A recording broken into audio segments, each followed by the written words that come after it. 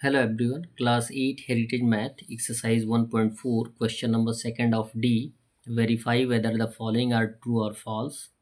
आपको ये वेरीफाई करना है कि इसमें जो टर्म दिया गया है वो सही है या गलत है। जैसे कि फर्स्ट दिया गया 10/21 divided by 8/9 equal 8/9 divided by 10/21। तो इसको अलग अलग हम सॉल्व करेंगे। LHS और RHS देखेंगे कि इक्वल आ रहा है। यदि इक्वल आएगा तो ट्रू हो जाएगा और यदि इक्वल नहीं आएगा तो फॉल्स होगा। तो 10/21 सेम रहेगा। इनटू का सिंबल लाएंगे डिवीजन के स्थान पे, तो ये हो जाएगा 9/8। रिड्यूस कर सकते हैं, 3 3 जा 9, 3 7 जा 21, 2 5 जा 10, 2 4 जा 8। अब किसी एक नंबर से रिड्यूसिबल नहीं है तो 5 3 जा 15 मल्टीप्लाई करके लिख देंगे, 7 4 जा 28 आ जाएगा। यहाँ पे सेम कंडीशन है, रिड्यूस करेंगे, 2 4 जा 8, 2 5 जा 10, 3 3 जा 9, 3 7 जा 21 मल्टीप्लाई कर देंगे, 4 7 जा 28 बाई 3 5 जा 15। यहाँ पे ये दिखाया गया है कि LHS और RHS is not equal to LHS is not equal to RHS। So ये क्या है, फॉल्स है। जबकि हमें यहाँ पे क्वेश्चन में दर्शाया है कि ये इक्वल है और जबकि ये अनइक्वल है, इसलिए ये क्या हो जाएगा, फॉल्स हो जाएगा।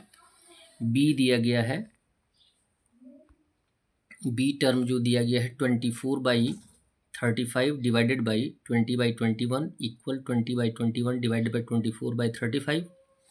इनटू का सिंबल लाएंगे तो ये सेकंड रेशनल नंबर इन्वर्स हो जाएगा, रेसिप्रोकल हो जाएगा। तो 24/35 इंटू 21/20 इक्वल 20/21 इंटू का सिंबल लाएंगे, ये इन्वर्स हो जाएगा, 35/24 हो जाएगा। अब रेड्यूस कर सकते हैं, तो 7 3 जा 21, 7 5 जा 35 और 5 4 5 जा 20, 4 6 जा 24।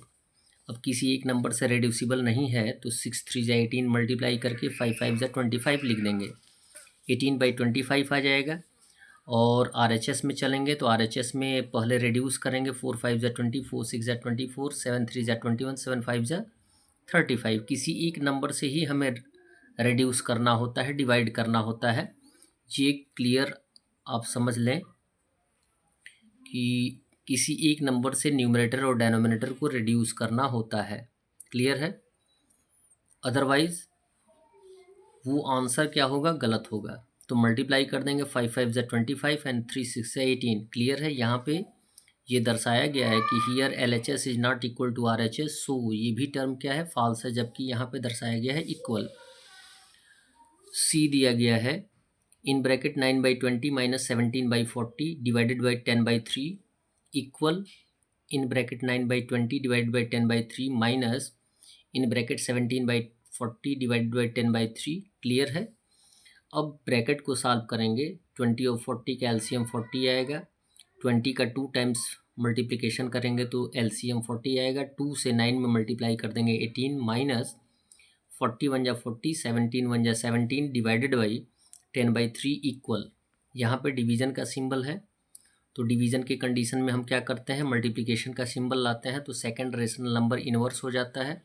9/20 इंटू हो जाएगा 10/3 का 3/10 हो जाएगा, माइनस सेम कंडीशन यहाँ मल्टीप्लिकेशन आएगा तो 17/40 का 17/40 ही रहेगा। इंटू का सिंबल आएगा, सेकंड रेशनल नंबर इन्वर्स हो जाएगा, रेसिप्रोकल हो जाएगा। तो 10/3 का 3/10। अब इसे हम रिड्यूस कर सकते हैं और यहाँ पे आए इस टर्म में 18 माइनस 17 माइनस कर देंगे तो 1/40 आ जाएगा। और डिवीज़न के स्थान पे इंटू का सिंबल लाएंगे तो ये रेशनल नंबर इन्वर्स हो जाएगा, 3/10 इक्वल।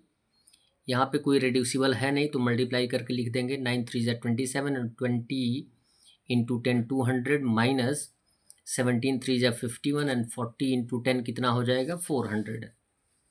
अब क्लियर है? यहाँ पे देखें कोई रिड्यूसिबल तो है नहीं, किसी एक नंबर से न्यूमरेटर और डेनोमिनेटर कटने वाला नहीं है, तो हम क्या करेंगे, मल्टीप्लाई कर देंगे। 3 1 जा 3 एंड 40 इंटू 10 कितना हो जाएगा, 400। 300/400 इक्वल माइनस का सिंबल है, 200 और 400 का एलसीएम फाइंड आउट करेंगे तो 400 आएगा। और 200 2 जा होता है 400, यानी 2 से 27 मल्टीप्लाई करेंगे 54 माइनस ये सेम आएगा, 400 से 400 को डिवाइड करेंगे तो 1 आएगा, 1 से 51 मल्टीप्लाई करेंगे तो 51 आएगा, तो 54 माइनस 51। यहाँ पे 300/400 सेम रहेगा, इक्वल 54 में से 51 माइनस कर देंगे तो 3/400 आ जाएगा। इट मीन्स ये टर्म दर्शाया गया है, इक्वल दर्शाया गया है और इक्वल हमारा आंसर भी आया है। तो लिखेंगे here LHS is equal to RHS, so this term is true. That's all. Video को लाइक करें और चैनल को सब्सक्राइब करें। धन्यवाद। और आपको मैं बताता चलूं कि आपके इस चैनल पे APC books ML Agarwal class 6, 7, 8 का भी सॉल्यूशन आपको मिलेगा। धन्यवाद।